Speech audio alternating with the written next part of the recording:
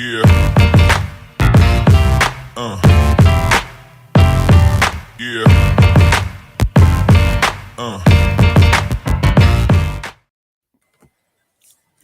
Welcome in, everybody, and let's welcome in our first person in the chat, too, and that is our boy, Jamie. What is up, everyone? What's going on?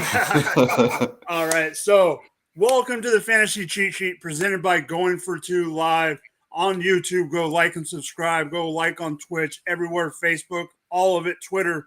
Go like and subscribe. Those thumbs up help us help the algorithm.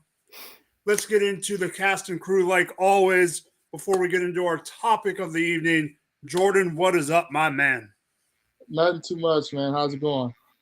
It's going. And Jamie, you down in the bottom, but certainly not last but not least. What is up, James? Oh, not much. Just hanging out with my daughter today. Loving life. Hey, kids, right? Right before the summer. All right, so speaking of going to school, our cheat sheet is going to be about the 3 Bs. Bouncebacks, bust, and breakouts for this year. We're all picking one of each, plus a little bonus. Don't even know what they're going to be. But before that, there's 2 big pieces of news that we have to talk about. The first one, DeAndre Hopkins, not happy in Arizona, thinking he's going to get traded around the draft. Doesn't happen. Then we all thought he might end up having to stay on the team, and then out of absolutely freaking nowhere, they decide to cut him. Gets waived by the Arizona Cardinals.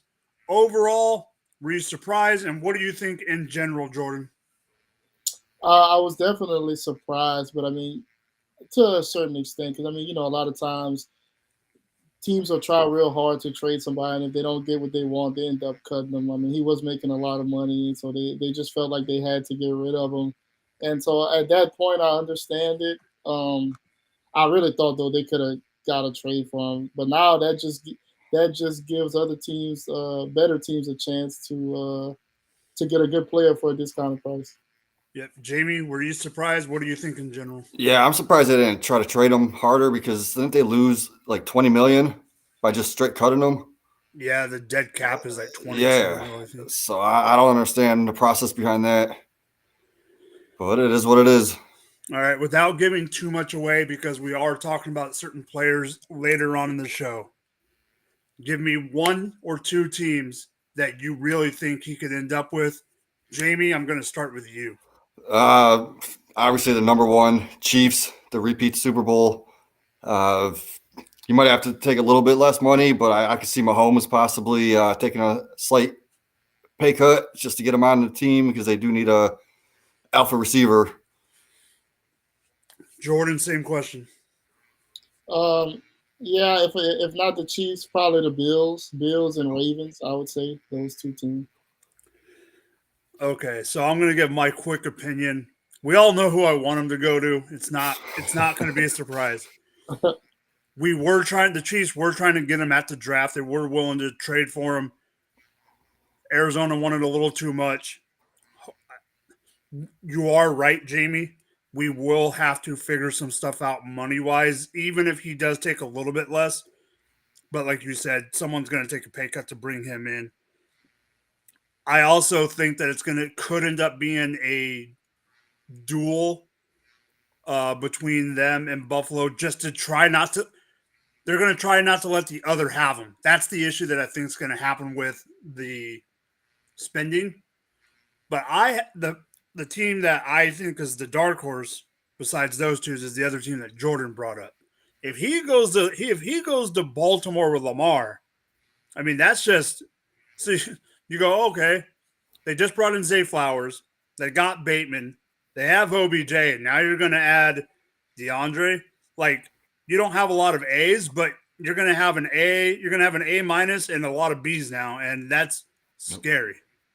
So let's go to another subject of news, and that is the fact that we just found out that Jimmy G, Mr. Jimmy Garoppolo, had surgery after he signed the deal with the Raiders. The big news with that is there is supposedly an out that they could have to pay him the guarantee money, but other than that, they can cut him without any other penalties money wise. Two things with that. One, they can cut him and not know who their quarterback's going to be. There's also a guy that's trying to buy part of the team that who knows at 49,000 years of age could still want to play in the NFL. And we all know who that is. That is TB12. What do you think about this news overall? Is it big news? Do you think they'll cut him? Because I have my opinion that I'll give in a minute. Jordan, what do you think about the overall news about Jimmy G? So it was surprising that he got the surgery after he signed, and that two, Oakland knew what the situation was. It's still like it wasn't like he snuck it behind them or like without telling them. They knew all this and was still okay with it. This is a guy that's typically injured, so that was the surprising part of it. Not that it happened, but that Oakland was cool when it happened. Yeah, I mean sure. Las Vegas. Vegas. I knew what you meant. They'll always be Oakland to me. Jamie? I mean, my first thought as soon as I heard that, especially with the whole Tom Brady buying the team, was Tom Brady's going to come back and play one more year for the team that he is part owner of now. And how much of a story would that be? Because you remember back in the day on the Patriots, Jimmy G was supposed to take over for Tom Brady eventually. So imagine the headlines and the talks about that situation. I mean, in my opinion, that's one reason I haven't dropped him yet on one league is because I'm not sold that he's not going to come back until it's actually not going to happen. For the Jimmy G part of it, there's just something in the back, and I agree with what you're saying, Jordan, that it was surprising that Vegas went along with it and still did everything. When it comes to the whole cutting him and all that, there's something telling me it's not that big of a deal. They're not going to cut him. If they did, I would think they would only do. Here's the problem.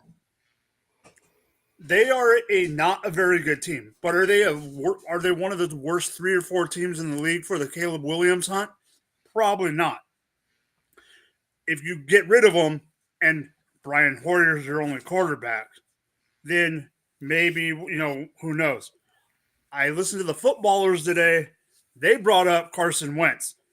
That is a whole nother thing. I just don't think they're going to cut him. I just don't see it happening.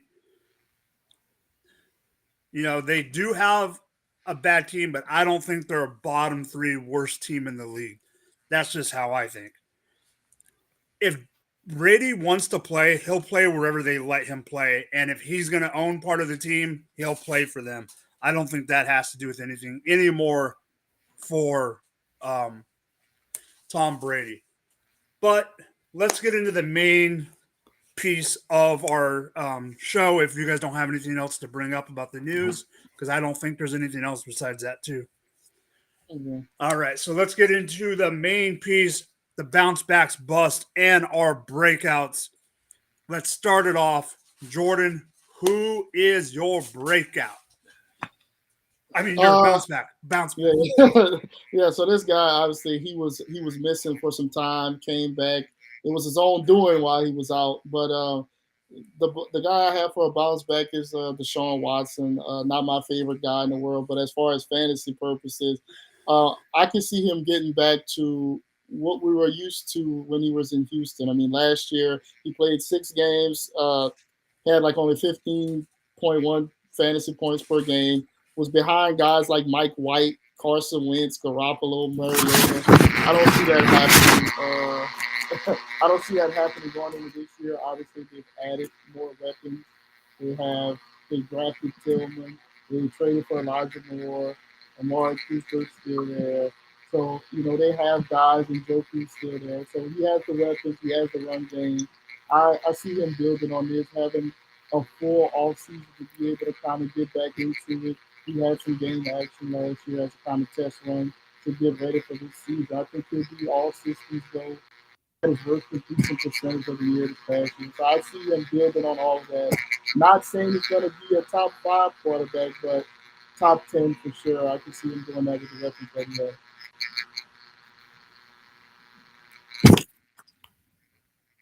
Jamie, what do you think about Watson? I mean, when he came back, he looked pretty bad. Like, I mean, I obviously watch every game being a Browns fan, Yep. and he was throwing his passes low to the ground. So, I mean, maybe if he had like one of them 5-foot receivers like Wandale, he might have been able to catch the ball. But that's just rust because, I mean, he didn't play for, a year and a half. So Exactly. He's going to get the full off season. He'll be fine. Like Jordan said, he won't be top 5, but I see top 10. Yeah, I don't think he'll be top 5, but 100%. I think he's going to have a bounce back year. I am not worried about him not being a top 10 or number 1 QB in fantasy, top 12. I think he'll finish in between 8 and 12. And either way, that's perfectly fine for a player like Watson, especially in his position. He's not on a. The only thing that scares me with Watson himself, and Jamie, you can comment on this if you want. It's not Watson. I have a feeling that the team is going to try to force Watson down our throats and get away from what is their bread and butter, and that's Nick Chubb. Yep. I think they need to use Watson, but not use him to the point where they're going to end up causing damage to the offense and getting away from what's got them to the promised land in the last couple of years. Yeah, I agree. Like, they're definitely trying to throw the ball more from what I hear. Yeah. I mean, when you go and get the weapons like that, you pay a guy as much money as you got to get your money's worth. Yeah, you have to. Yep. And that's the only thing that scares me. So speaking of quarterbacks and speaking of a guy who had a bad year, Jamie, take it away. So yeah, my quarterback, like, I was all about him last year. I was drafting him in a lot of leagues, just didn't work out. He ended the year quarterback 16 overall. He played 15 games, and that was Russell Wilson going over to the Broncos. Like, I didn't know what to expect, but I didn't expect it to be that bad. He had 3,500 yards, only 16 touchdowns, 3 more on the ground, like 270 yards rushing. But his completion percentage was 60%. He averaged 15.8 fantasy points per game. But you got to remember, if his receivers also had the 8th most drops combined in the league. There was a few weeks he showed some flashes. Week 4, he had that 27-point game versus the Raiders. And then against Mike's Chiefs there, weeks 14 and 17, he was top 5 both weeks. But their defense. You want to know why? You can tell me why. Because the secondary is dumpster fire. Yeah, exactly. And then the next team, he was, I think, quarterback 2 or 3 against the Chargers, who's also secondary is pretty bad. But he did show some flashes. I mean, like I said, he had the quarterback 16 finish.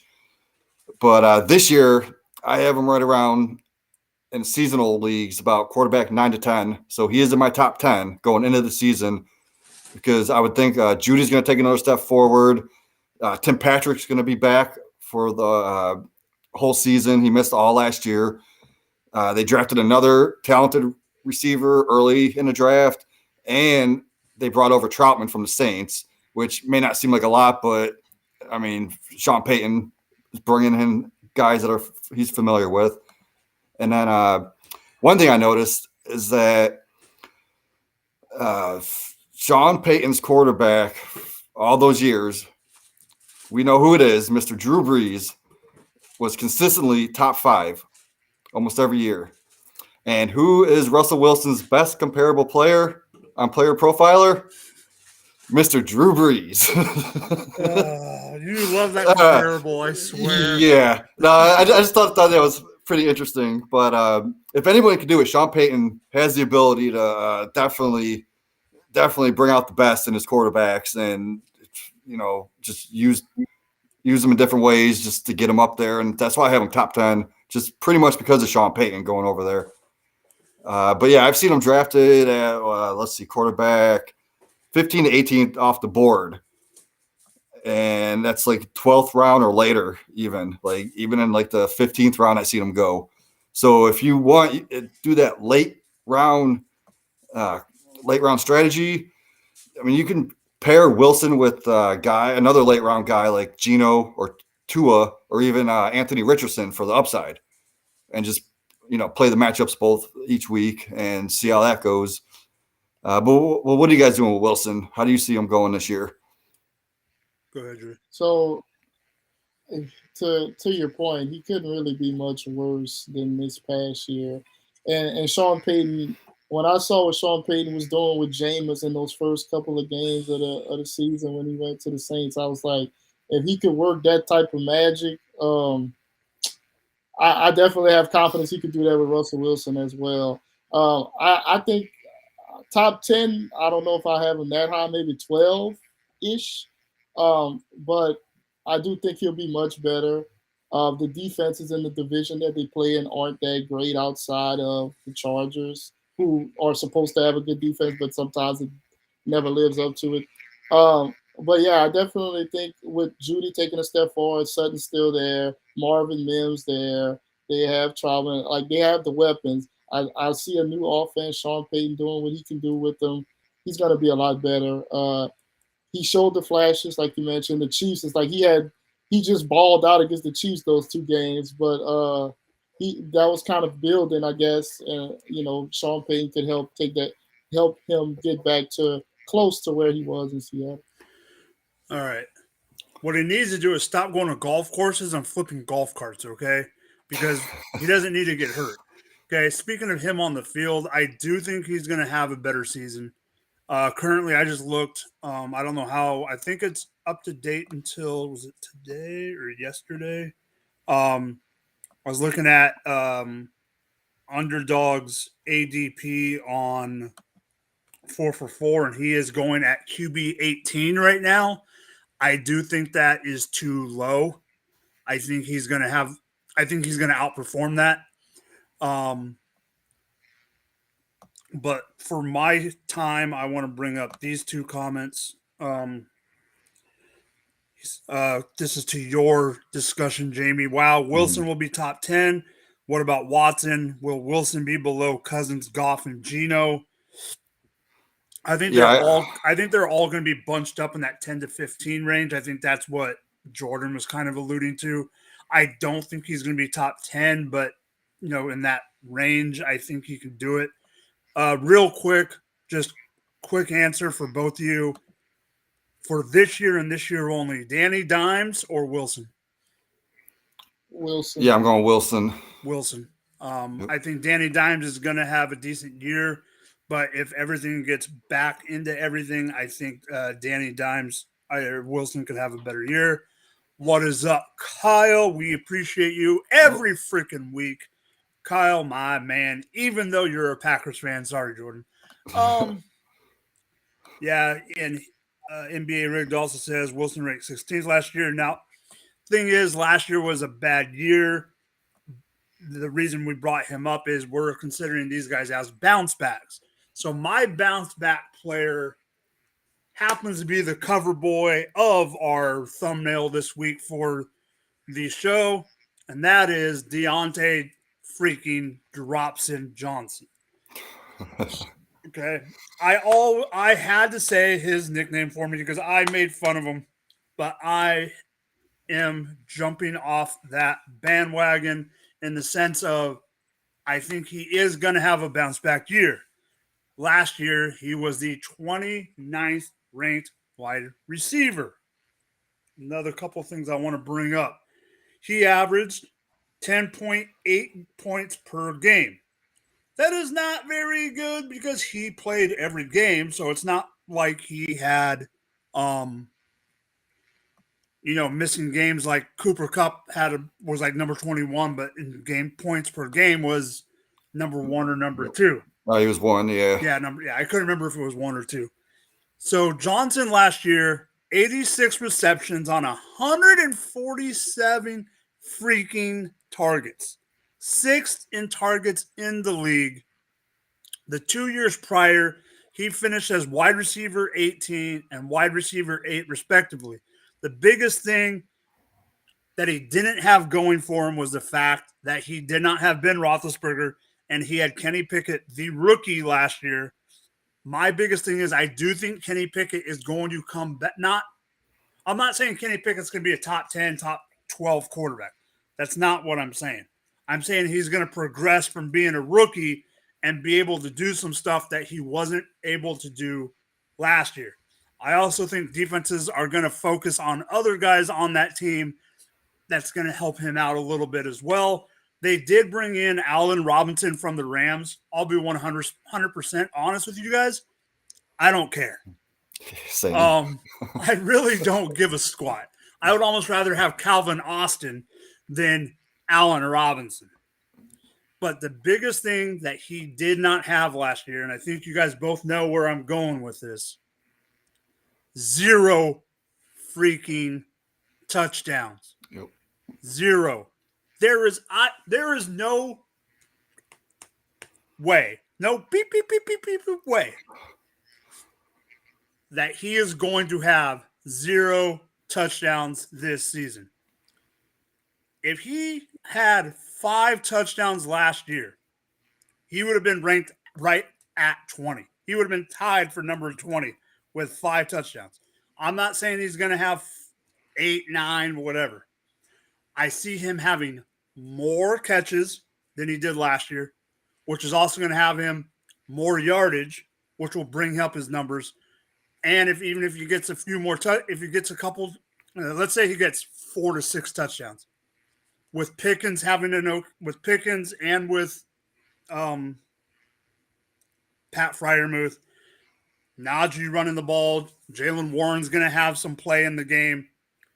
I think he is a bounce-back player, and I think he will end up low-end top 20 wide receiver in 2023. That's my prediction for Deontay Johnson. Jamie, what do you think? You pretty much hit on all the facts that I was going to bring up, man, because that was going to be my bounce-back player. Yeah, I saw that you took him. The only thing I think you didn't touch on was I think he was a top 10 receiver in red zone targets. He just didn't catch any of them. Yep. If he would have, like you said, if he would have caught I think he 4 was or 5 of them. I think he was 8th in red zone targets. 8th, yeah. So I see that improving, especially with the offensive line they upgraded. They're just going to be better all around. But I've been taking him in almost all my dynasty drafts. I just took him today in one of my dynasty drafts. I think it was in like the 8th round, which is insane. I got him as my WR5 in one league. Oh, geez. I think I took him in the 8th as my 4th. In a two flex draft, 3 wide receiver, 2 flex. I got him as my 4th or 5th wideout. Oh, that's a steal. Yeah, especially like top 20 wide receiver going forward. I could see that happening. Jordan, what do you think?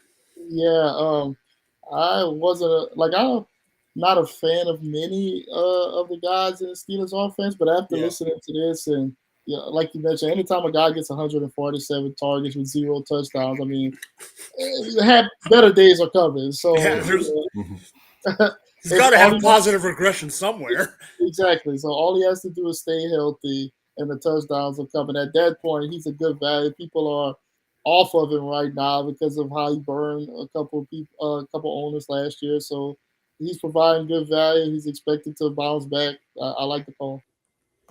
All right. So that was who we think's going to have a good year after having a bad year. Now, who the heck do we think is going to have a bad year after having a good year, or however we want to portray it? Jordan, this is a wide receiver that a lot of people are going to be shocked you're bringing up, but I like it. Go ahead. So I want to preface this by saying that this is only based off of average draft position at this current point on May 30th, 2023. The guy I'm talking about is Devontae Adams. Adams is, according to Fantasy Pros ADP right now, he is the 7th wide receiver off the board and the 11th player overall. I think that's too high for him, considering partly the circumstances that we were just talking in the show. You have his quarterback who had a foot surgery after he signed the contract. We don't. That's uncertainty surrounding that, and just in general, the Raiders took a step back, getting rid of Carr for Garoppolo. To me, Carr was a better a quarterback overall. He took shots deep. I don't see Jimmy G doing that. The Raiders added more weapons that could help Adams, but you know, I'm not sure how much you can rely on Jimmy G to provide like a stud wide receiver, like a guy where people are drafting Adams to be. I don't know if Jimmy G is the quarterback to produce that in that offense. So he's in front of guys like Amon St. Brown, Garrett Wilson, CeeDee Lamb. He's ahead of CeeDee Lamb. I'd rather have CeeDee Lamb. Give me Amon St. Brown over Adams right now. He's still a great player. I still would, just not as the 11th player overall. He has to drop a little more than that. Give me a couple of other guys that's behind him ahead of him right now. Yeah, and that's exactly where he's going. I just looked at the underdog ADP just for best ball just to see where he's going, and he's going exactly there. He's going at 7 for wideouts. Jamie, I have a question for you. All right. What do you think about him? But also, because I know where your brain goes automatically, where do you see him in startups right now? Because I've seen him drafted too high in startups. And what is your thought on that as well? But what's your opinion on him in general? I mean, he is awesome talent. Love the guy as a talent. He can separate, downfield and startups. I don't remember exactly where I seen him because I don't draft them. Like I'm kind of blinded towards them. Yep. But I'm pretty sure in my rankings in Dynasty, he's around wide receiver 18-ish. And that's factoring age and talent. So that tells you something. Like I'm just not drafting him. You know the way I draft startups. I go for younger talent, guys on their second contract, like right around 25, 26 even, but I'm off of them. And redraft, I mean, if he fell to like quarterback 14, I'd take him, but he's not. He's going into like the top 10 guys. I haven't seen him fall out of like the third round, I think. Yeah, so in a startup that I am in right now, it's later in the startup, but I just looked while Jamie was talking, and he went WR13. So that's too high for me. And he went ahead of like Jahan Dotson, George Pickens, Debo. He went ahead of Jordan Addison and DJ Moore. Like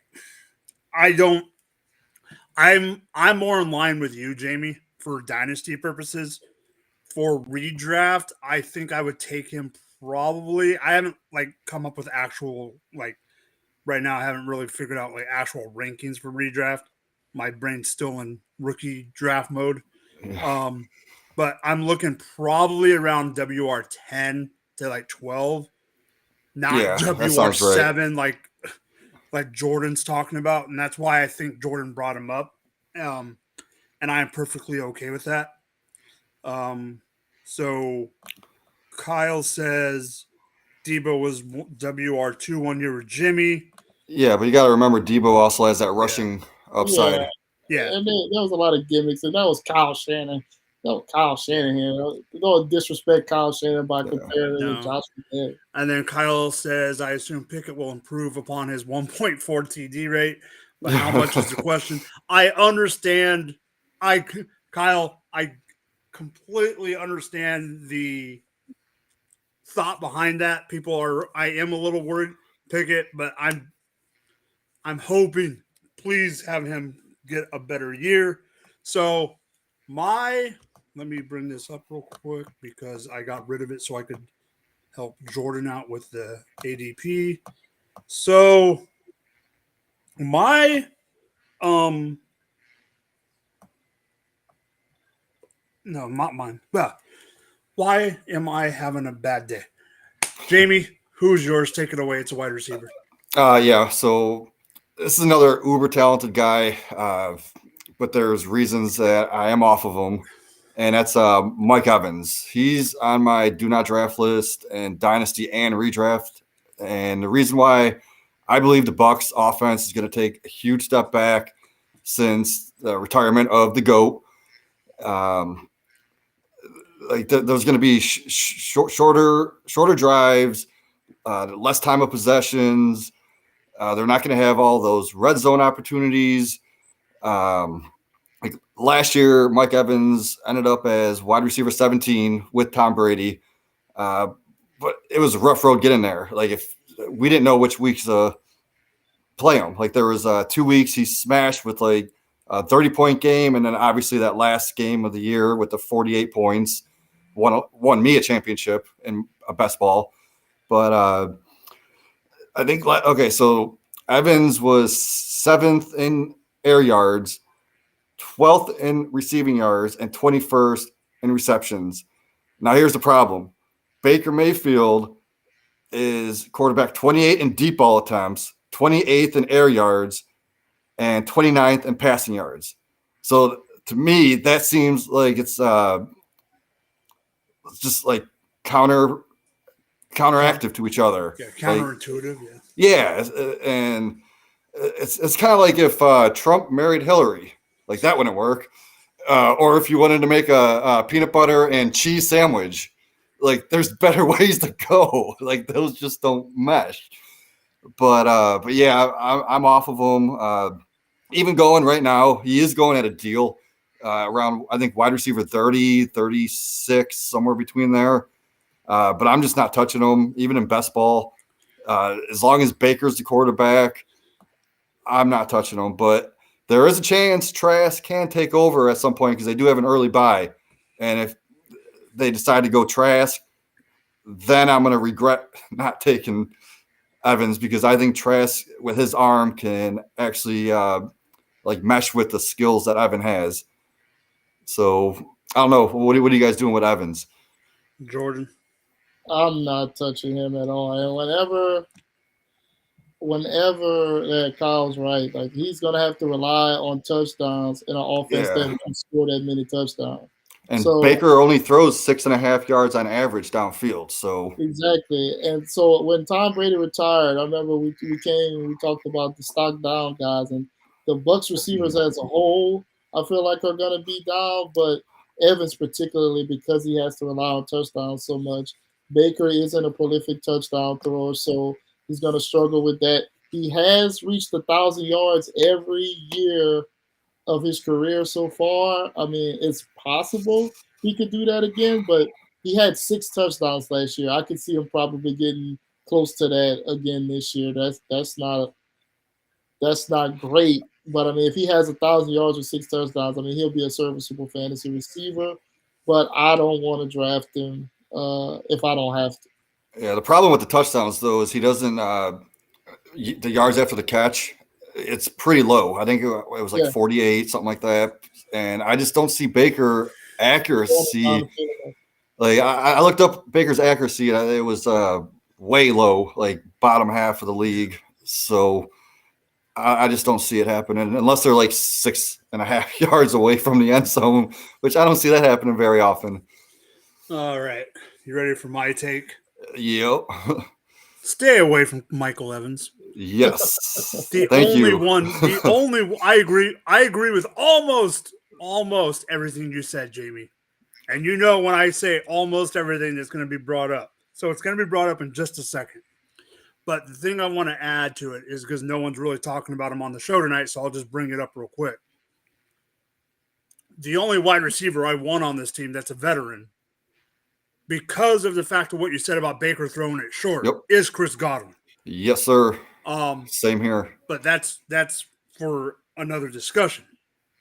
The one thing I will say that I think you're wrong on, and our boy has brought it up.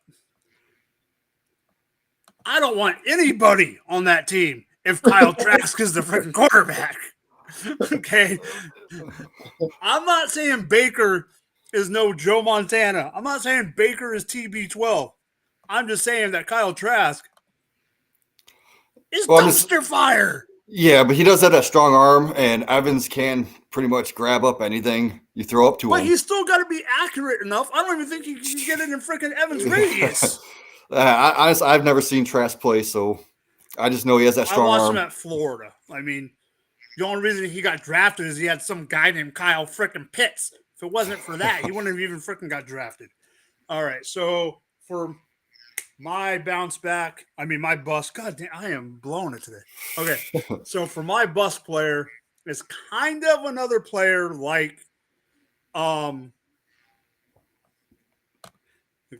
what did Kyle say this time? Especially after the talk about Deontay suffering with a rookie QB. Trask is basically a rookie when it comes to the NFL. Yes, that is true. All right, so just like mine is kind of like Jordan's in the sense of just where he's being drafted. I just don't like him this year. Some people might take this a little hot takeish. I'm not sure, but my bust is quarterback Dak Prescott from the Dallas Cowboys. Here's the thing. He was he's going on underdog ADP at QB 11. Remember, those are one QB underdog. He's going right now on Fantasy Pros rankings. He's at QB 9. That's where I originally saw him when I decided to make this my take. Don't forget that Mike McCarthy has been saying what all offseason? We're going to run the ball more. We're going to run the ball more. He booted Kellen. He pushed Kellen Moore out the door and it says that he's going to be running the play calling. Then, just like there's some offensive coordinators who you want to see, call plays or whatever, Mike McCarthy might be calling the plays. But one of the most boring offensive coordinators we've seen in a while is a guy named Brian Schottenheimer. Okay. Me being a Chiefs fan, Brian, you aren't your daddy. You aren't your dad. I'm sorry. You are definitely not Marv. But I just think that he is going to underperform. He's still going to have a good year for NFL purposes.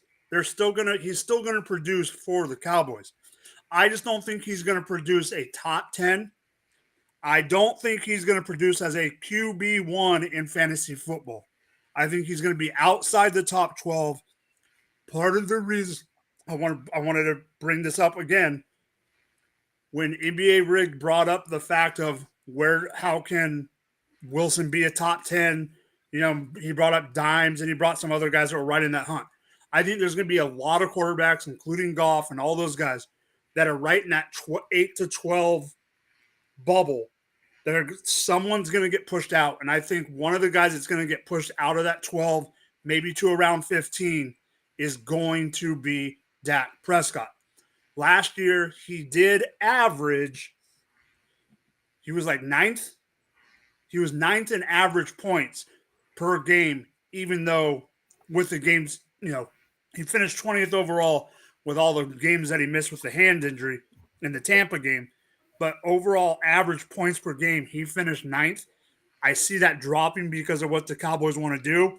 That's why I think he's going to finish around 15, not in the top 12. Jordan, what do you think about Dakota Prescott? So I'm kind of with you on that. I guess the only thing is they traded for Cooks. Obviously, it wasn't much that they had to give up to get him, but you add another weapon. Michael Gallup is supposed to be healthier coming back off the ACL. You got Lamb, who's a stud. I mean, they got the weapons there for him to produce. I just think if he doesn't, I don't expect him to throw the ball as much, but I think he might just be more efficient with it this year with the weapons that he has. So I could see him lessening the pass attempts, but being about just as effective. So I don't know if he'll drop to that 15 range, but I can see him not being QB9, but still being around the top 10 quarterback. Yeah, Jamie, what do you think about Dak? And if you want to answer this question at the end of your take. All right, so with Dak, I'm right in between you guys. I think I got him at 12 just because, like you said, he's probably not going to throw as much. Jordan brought up the fact that he's going to be more efficient, and I believe he's going to get more touchdowns with Zeke not being there. Most likely they're that's why I got Lamb so high too. I think my third receiver, just because I think Lamb's going to see more of those red zone targets, and that dude can ball. So I like that. But what is this question? So speaking of Dak, do you guys think Dallas could have used Amari Cooper over Zeke last season in the playoffs? Why or why not? Because remember, that was part of the whole reason of giving up They Amari. definitely. I felt throughout the course of the season it was evident that they missed Amari Cooper. Zeke was clearly either just over the hill or hurt or something, but they needed that extra weapon. Gallup has shown that he wasn't completely healthy, I guess, Yeah. Yep. and they didn't have anybody else to step in. They definitely could have used Amari Cooper. And that's probably why Pollard ended up being a top 8 running back. Exactly, and that's why they went to make a trade for another receiver because they realized that they made a mistake by getting rid of the other guy. Yeah, and I mean, what did they get? The Browns gave up nothing really for Cooper. Not a lot. So, yeah, they should have just kept him. Yep. And then what was that? Tolbert didn't even work out. Like they knew he was raw. Yeah, like they knew he was raw, but they didn't think he was gonna be that raw. So, but I did hear something a few weeks ago that they are starting to like him a little bit more. But we'll see. Yeah, I doubt it. It all depends. There's a lot of talk. I mean, I'm not saying you're wrong. It's just there's a lot of talk you hear good and bad about OTAs that you never know. Yeah, coach speak. And Kyle says he thinks he gave up a fifth. I think it was that's it. Yeah. Yep. Okay, so we've done our bounce backs. We've done our bust. Now it's time to talk about breakouts. And I can't believe I'm about to say this. Jordan is about to say something good about the Chiefs. Go ahead, Jordan. So I like the Chiefs. I'll say I like Mahomes, but this guy, I'm worried about this guy that I'm talking about because just saying this might jinx him. But the guy I'm thinking about is Kadarius Toney. Now, a lot of factors are going to play out over the next couple of months that determine whether this can stay true or not. I mean, if the Chiefs get Hopkins, all bets are off. Stuff like that. But he's obviously a talented guy. His biggest problem so far has been staying healthy. It's no guarantee that he'll stay healthy this upcoming year, but I'm giving him the benefit of the doubt. He's going to straighten himself. He's going to work to stay on the field. If he stays on the field, having an off season with the Chiefs, having Patrick Mahomes as your quarterback, first of all, that'll get you up there. So having Mahomes being in the Chiefs offense, having another off season, the guy can get open. Like there's no doubt he can get open when he's healthy. So I think you right now he's at wide receiver 34 in ADP according to Fantasy Pros, higher than I thought it would be. But I mean they've been like you guys mentioned a lot of coach speak and stuff like that at this time of year, but they've been pumping him up as saying, he could be that number one guy. Now, obviously, if they truly thought that, they probably wouldn't have been looking for D Hop. But, he has the talent to be the number one guy, stays healthy, being in this system, being in this offense. He's more dynamic than most of the guys they have. MVS, you can't really count on. McCole Hardman is gone. Juju and his production is gone. Sky Moore is still a young guy as well. I mean, the number one spot is up for grabs. And I think he's one of the more talented guys on the roster who could take it in this offense. That's very valuable. Jamie, take it away because I have to be last on this one. Yeah, I mean, I love Tony. The only problem is every time he touches the ball, I get nervous that he's going to get injured and just broken half. But the dude, he can get open, and when he does get open, it's like watching a human joystick. Like, do you ever see that clip of the squirrel running around in the field? Like, that's what Tony reminds me of. He's just like zipping all over the place. And how are you going to tackle him? But yeah, Mike, I mean, I know you got a lot to say, so I'm going to let you take it away. All right. So we all thought, or no, I'm not going to say we all. I'm going to say I freaking thought that when we made the trade, you guys both know, I told you guys both, I'm not sure if this is a good trade. The one thing that I loved about the trade, and you brought up the other name, Jordan, just in bringing up the roster. The reason I loved the trade was that meant Sky Moore, T-Rex arms, was not going to be returning punts anymore. Okay. But just like Jamie said, the one thing that worries me about Tony is he's going to get snapped in half on the next hit. Yep. Okay. I'm gonna say two quick things in two different realms. One is not Hopkins, and one is with Hopkins.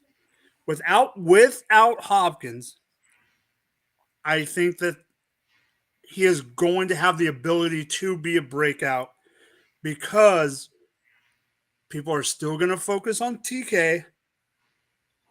Like Jordan said, MVS cannot be trusted. Jordan knows this as just as much as I know. MVS cannot be trusted when he needs to be trusted. And like you said, we lost Juju. They let Hardman go. You guys both know how I felt about Hardman.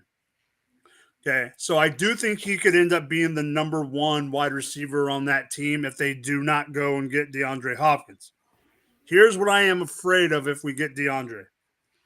If we get DeAndre Hopkins, it is a great thing for our football team as a regular football move. I just have this scary thought if we do get DeAndre Hopkins. And Jamie, you have heard me say this on different shows, how much I did not like this other guy on the Chiefs.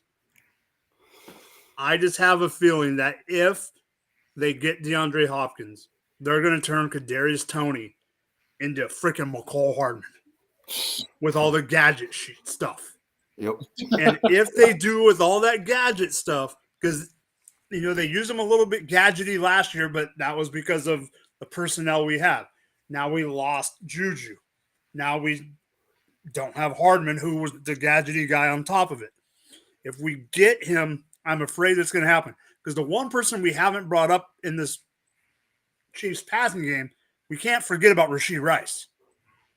And I'm not saying he's going to be the number one because I don't think Rashee's going to be the number one. If they bring in Hopkins, I think Hopkins is going to be a great thing for Rashee Rice because the mentorship of Hopkins to Rice. But I think Tony can be a breakout player. It, like you said, Jordan, if we get Hopkins, and that's why I didn't want to bring it up at the beginning of the show. If we do get Hopkins, I don't want to know what's going to happen. Yeah, And it's just weird. And Kyle,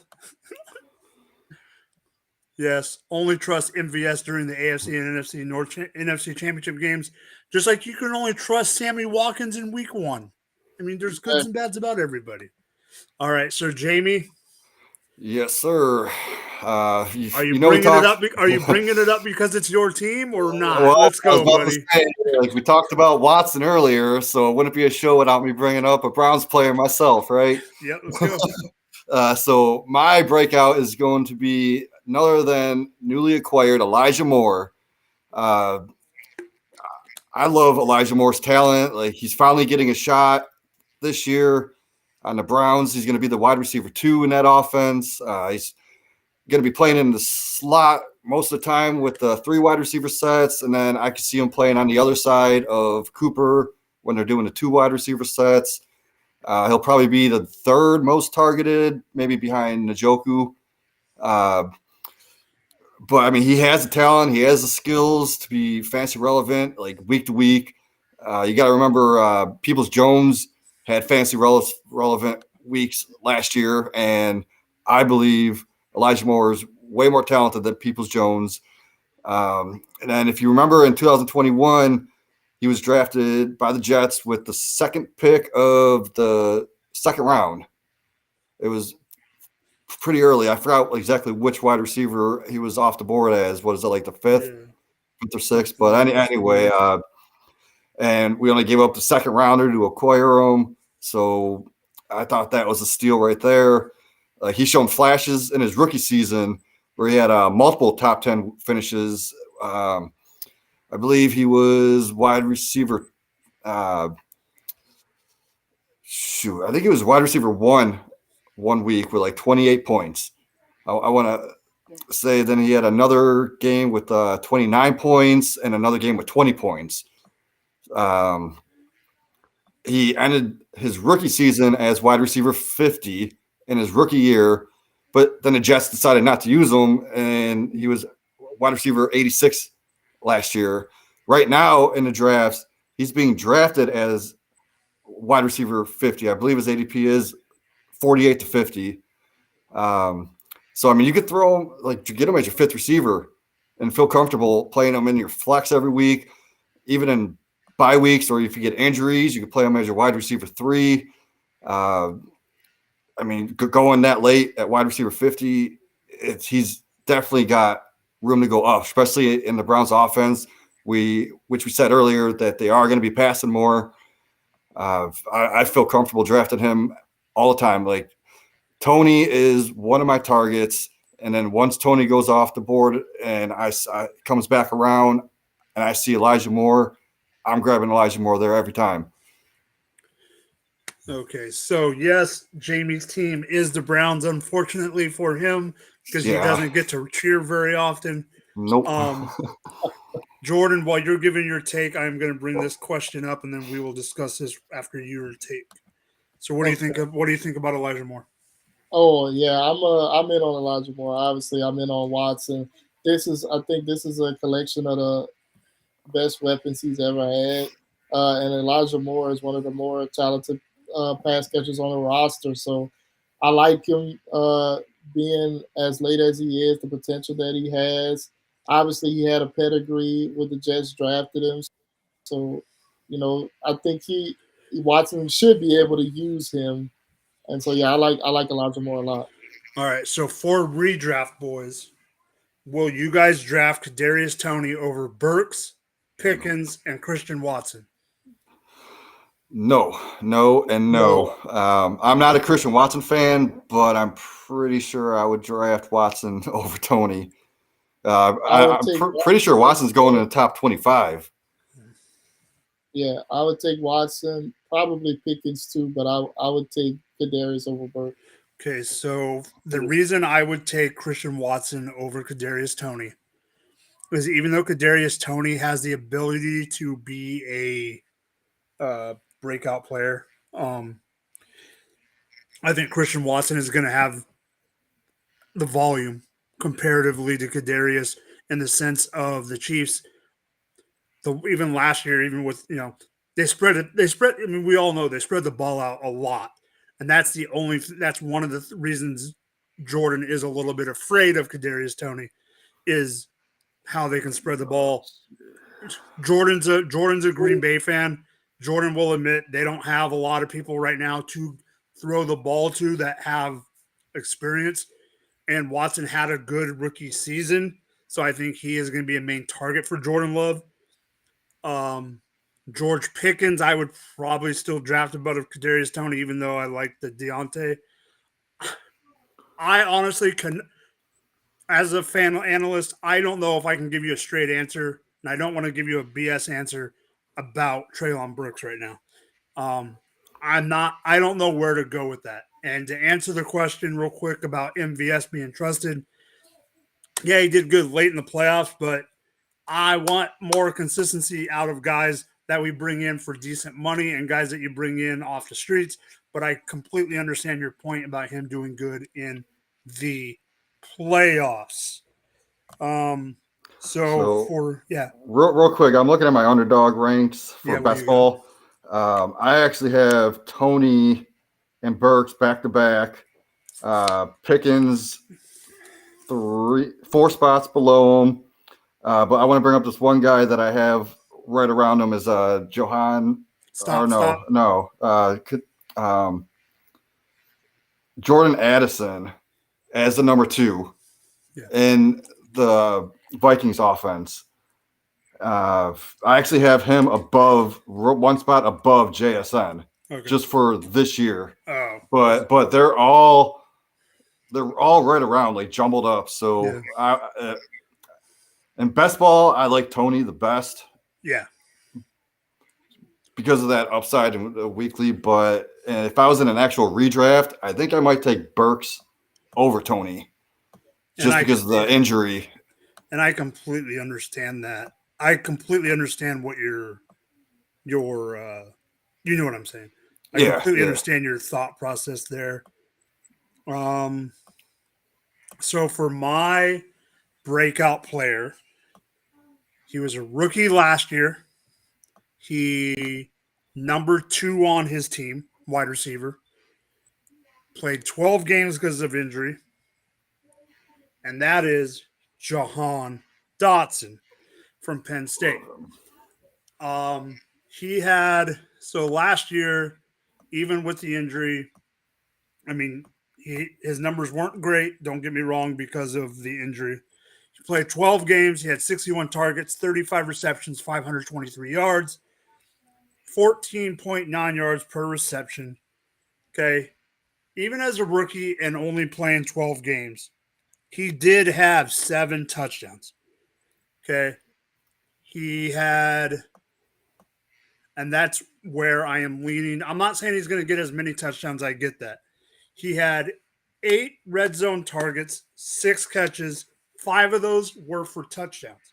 I think his red zone targets in general are going to go up. I'm not saying they're just in the end zone. I'm just saying with red zone targets in general, I think he's going to go up. His average target distance was 13.5, which was 14th in the league. What was the other one I wanted to bring up? He also had, so he had a yards per team pass attempt of 1.3. That is not great. I do believe that is going to go up this year. Here's the thing that I think you guys will all agree on. But Jamie, don't chime in till the end, please, because I know you know where you know where I'm going with this. The one thing that hurt the Washington Commanders, for as long as their team name is the Commanders, is their quarterback play last year was suspect at best. When you have to bring in Carson Wentz off the bench to play Carson, I mean, you had Carson, you had Taylor Heineke. They didn't have anyone at QB. Okay. Arguably, they don't have anyone at QB. Okay. And Jordan's laughing because Jordan knows where I'm going with this. But I do think that Dotson is going to be the clear-cut number 2. They don't have a passing catching tight end. Curtis Samuel is their number 3. But the biggest addition to this team is what, boys? It's freaking Eric Dang Bieniemy. Oh, yep. Okay? And if anyone can get freaking gold out of a coal mine with the way he thinks, it's Eric Bieniemy. And he's going to do that with who? Sam Howell, not Jacoby Brissett. Okay? Sam Howell is going to be the starting quarterback of this team. He's going to start. He is not going to fail to the point where they need to bring in Jacoby. I believe that, and not because of Howell. I'm saying that I believe Howell is going to help him get there, but I'm not saying he's doing it fully because of Howell. But I think Jahan Dotson, and we said this last year, Jamie. I think Jahan Dotson this year is going to prove that he's going to, you know how we always talk about there's that group of number 2 wide receivers that are good in the league. You know, you got Higgins as number 1, Waddle and Higgins and Devontae. And I think Dotson is going to put himself in the hunt for that talk, not like the top 2 or 3, but he's going to be put in that discussion of the best number 2s on teams. I love it. Like, Dotson is actually one of my dynasty targets in almost all my startups this year. I think if Deontay's off the board, I'm going with Dotson. You remember last year during rookie drafts, he was going at the end of the first round, right around Pickens. Like, I've seen Dotson taken before Pickens. So I love his talent. I think he's going to shoot up the boards next year. So if you can get him now for cheap in dynasty, do that. And even in redrafts, he's probably around wide receiver 35-ish for me. He's 30. He's 31 or 32 on Fantasy Pros right now. One of the reasons, Jamie, just because you were a part of the talks, one of the reasons I made that trade for Mahomes and got rid of Judy is I had Dotson on my bench. So I'm perfect. holding on to that talent to bring up into Judy's spot maybe next year. Yeah, and then I like Hal too. Hal's another one of my very, very end of the drafts. If I need another quarterback for my third super flex, I would be happy taking Hal. So Jordan, what do you think about the situation?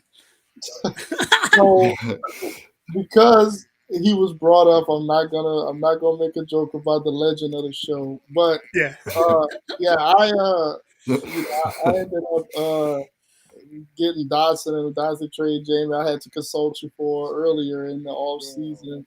Got Dodson on the team. Definitely think he's going to take that step. One of the better number twos in the league. I don't know much about Sam Howell. I'm sure he can't be much worse than the quarterback play they had last year. So if he can just be serviceable, Dotson has the talent. McLaurin's still there, so Dotson won't get all the coverage. So yeah, I like the growth, the step. I'm expecting him to take a step. So good call right there. All right. So before we get into the cheat of the week, since we've all given our three, we got to pay some bills. So Jamie, you know what to do. All right. So we got the QR code right where Jamie's pointing. Today's show is brought to you by Underdog Fantasy. Check out their industry-leading best ball leagues with huge tournaments, private leagues, and pick'ems for every major sport. Sign up with our promo code GF2, capital letters GF2, and get a deposit match up to $100. It's as simple as that. Sign up, use our promo code GF2, and you can start drafting all your best ball teams right now with Jamie, since he is already doing so. All right, so cheat of the week, we just decided to, since we got three subjects, an extra player. It can be a bounce back, a bust, or a breakdown. So, boys, when you mention the player, just say which category. Jordan started off. This is a guy who was the number one pick going into last year's drafts and kind of flamed out a little bit. Bounce back, I'm expecting from Jonathan Taylor. Obviously, seems like an obvious pick. Pretty much speaks for itself. I mean, he was outside of the top 20 in points per game, 33 overall in total points from the running back position. He only scored. I think the biggest thing for him was kind of similar to Deontay Johnson's problem. Now, obviously, Jonathan Taylor actually scored some touchdowns, but it was only 4 he scored last year in the 11 games he played. So with Anthony Richardson in that quarterback, I expect his yards per carry to be really good. They'll put pressure on defenses in the run game. His scoring opportunities should be there. Now, in Shane Steichen's offense, obviously, the quarterback vultures a few touchdowns here and there, but I think those opportunities will be so plentiful for Taylor. Maybe not in the beginning. I think, Richardson will have to get his feet under him and rolling like that. But once he starts to get the hang of it and the offense starts to hum, I think, Jonathan Taylor should be close to that double-digit touchdown threshold once again. And once he does that, he'll be back up there, top 2 round running back like he was before. All right, Jamie, what do you have real quick? What do you think about JT? I like JT this year because obviously we know that rushing quarterbacks do help the efficiency. And I'll bring something up, another point in 1 second after I go with my guy. So you go ahead, Mike. Okay. Or you want me to start? Or no, I just think JT. I agree with you with that offense. Richardson's going to get some of the carries. Obviously, that's just going to happen. But I think this is a situation where talent prevails over situation. That's all I need to say. My bust for my bonus is Michael Pittman on the same team as our boy JT. I remember last year, everyone was on him, drafted him as a top 12 guy. He took a huge step back. He's going to take another huge step back this year. I think right now he's going around wide receiver 28, 53rd overall. So that's somewhere right around the mid fourth round. If he falls to the fifth, I'll think about it. But there's still just more people in the fifth round that I would rather take over Michael Thomas. Michael Pittman. But here's the reason is because I'm staying away from him. If you look at the past 10 years or so, rookie quarterbacks, they can't support their pass catchers at a high rate. Plus, you got to factor in the low rate on how mobile quarterbacks support pass catchers. It just doesn't add up, and it's not looking good for Pittman. And I saw another stat that mobile quarterbacks can only support one top 10 guy in their offense at like a high rate. So that's going to be our boy, Jonathan Taylor, not Michael Pittman. Yeah. I can't believe this. I agree with everything you just said. Jordan, what do you think about Michael Pittman? I was one of those people who was high on Michael Pittman last year. So was I. I thought Matt Ryan was the answer. Obviously, that was incorrect. But yeah, I don't expect it to be better. I don't expect him to be where we thought he would be last year with a rookie quarterback, one that's struggling with accuracy issues still, in an offense that is, going to be something new for everybody. So I think he's definitely in that bust territory, but I'm not really drafting him. I'm not excited to draft him if I do get him. Yeah. So before I give mine, I want to answer this question in the chat. So let's each of us give a team. It could be the same team because we're all thinking differently. Who do you think is going to be a bottom three team that is in? Let's just say, who is your leader for the Caleb Williams tank? Give me a second. Yeah, I'm trying. I never actually thought about this. To me, it's easy. Man, I'll give mine real quick. I want to say the Falcons just because they need a quarterback, but I don't see them tanking. What if the Commanders could be that? No. A team just got rid of DeAndre Hopkins. Oh, duh. Yeah. Jesus Christ, that everyone wants to leave that team. But can you imagine if they do get the number one pick and they take Caleb Williams and they trade Kyler? And they trade Kyler, but then Caleb Williams decides he wants to go play like golf professionally and not be in the NFL. I think Tampa Bay is another. But Tampa Bay, I've heard some people think that the Rams are that bad. I don't know if they're that bad. I think the Raiders are going to be bad as well. My brother. The Raiders depends on what happens with the whole Jimmy G sitch. My brother is a Raiders fan. He's already like, bro, we're going to be one of the worst teams in the league. It's the Raiders. Rigged for NBA rigged. No, Richardson is. I honestly don't think that the Colts thought they were going to be able to get Richardson when they brought in Minshew. Otherwise, I think they would have brought in a more mobile backup player in the same sense as Richardson. I think Minshew will help more in the quarterback room than on the field, if that makes sense.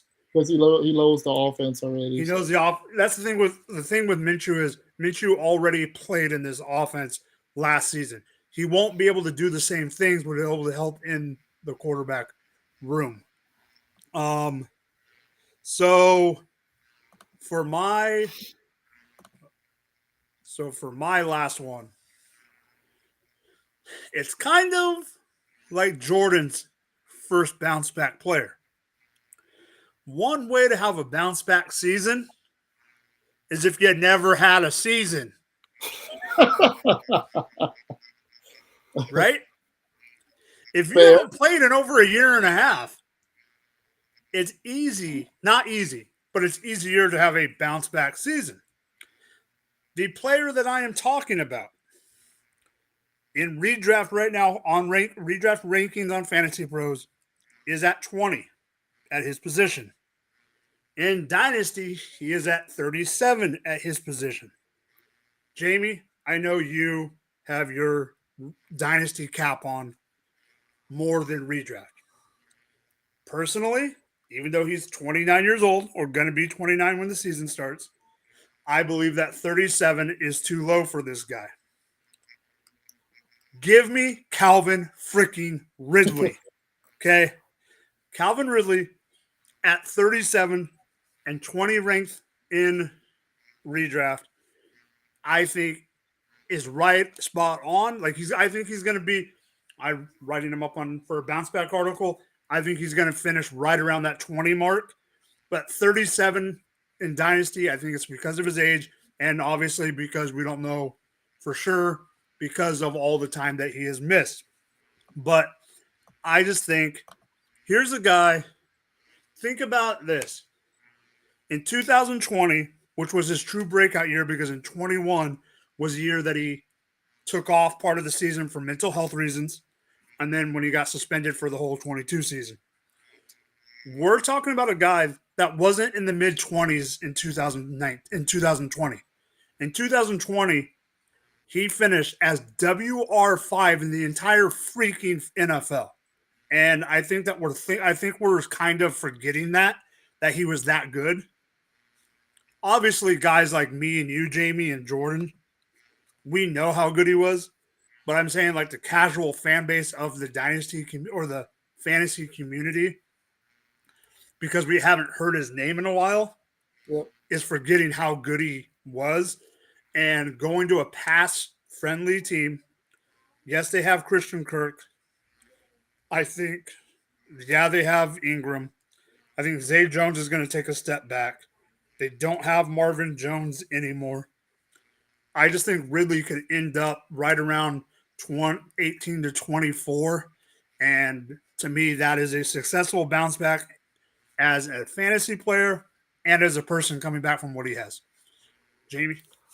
Yeah, I actually got him and Kirk pretty much back to back in Dynasty and in redraft. But I in Dynasty, I got him. You said he was going 36? He's 37 in Fantasy Pros Dynasty ranks. Like, I think I got him in the top 24 right now, like him and Kirk. That's my point. For redraft, where is he going in redrafts? 20. 20, I think I have him. Yeah, I think I got him like 16th or 17th. Yep. Somewhere around there. But, I mean, I'd almost rather have Ridley than Hopkins in both Dynasty and redraft. Yeah. With the uncertainty of where Hopkins is going to end up. And, like, we already know Ridley can be that top 5 guy. I don't see another top 5 season from Hopkins. So I'm going to go with Ridley coming back. He's fresh. Jordan, what do you think about Ridley? 100%. I agree with both you guys. I'm in on Ridley. His ability running routes and stuff like that on a team with Trevor Lawrence as his quarterback. I mean, he may have a little bit of rust at the beginning, but I don't care. I'm in. I mean, if he's not, if I'm wrong, I'm gonna be wrong in a lot of leagues. Let's put it that way. Mm-hmm. Okay. Anything else you guys want to talk about, or are everyone having a good night? Yep, I think we're good. Any more questions in the chat? The NBA Rig asked about my team. My team is the Packers. I'm excited about them. Just a new era starting. I'm a little worried about Aaron Jones, but you know, we'll see. I expect AJ Dillon to take more carries, get touchdowns. Josh McDaniels already regrets leaving Belichick. I love the Raider hate. All right, so real quick, I do see NBA Rick says he's a Browns truther. I love that. Like, I'm a huge Browns fan, but I can't call myself a Browns truther because I don't think they're gonna win crap for the rest of my life. Hey, I thought that for I'm a just while. Being honest, Jamie, I thought that for a while too. You still got hope. Yeah, we'll see. I'll see it when I believe it. All right, so let's throw it around. Let's throw it around the room for sign-offs. Jamie, start it off. Yeah, you can find me at the Twitter, the little blue bird, Jamie Perogue. Also, catch me on Facebook a lot. I have one of the largest fantasy football groups. We got over like 36,000 members. It's called the Fantasy Football Discussion. We also have a subgroup for dynasty specifics. I mean, just look my name up, friend request me, and I'm always talking in chats with people. But of course, you can find me here going for two on Tuesday cheat sheet, and always in the chats when I'm not on. At jarsenal89 on Twitter. Catch me here Tuesday nights. Definitely go check out those Facebook groups. James talking about very helpful. Everybody's willing to help in there. Good conversation. All right, so you can know where to find me on the blue Twitter machine right there. Drop the mic FF. If you ever want a graphic or anything, hit me up in my DMs. Jamie knows all about that. Awesome. Yep. You can also find me here every Tuesday night, like every other Tuesday night, like always, with the boys on the Fantasy Cheat Sheet. I am also a writer over at Dynasty Nerds. I have an article coming out in the next 48 hours. I just don't know when it is exactly coming out. Go check that out. For Jamie, for Jordan, I'm Mike. Have a nice night, everyone, and peace out.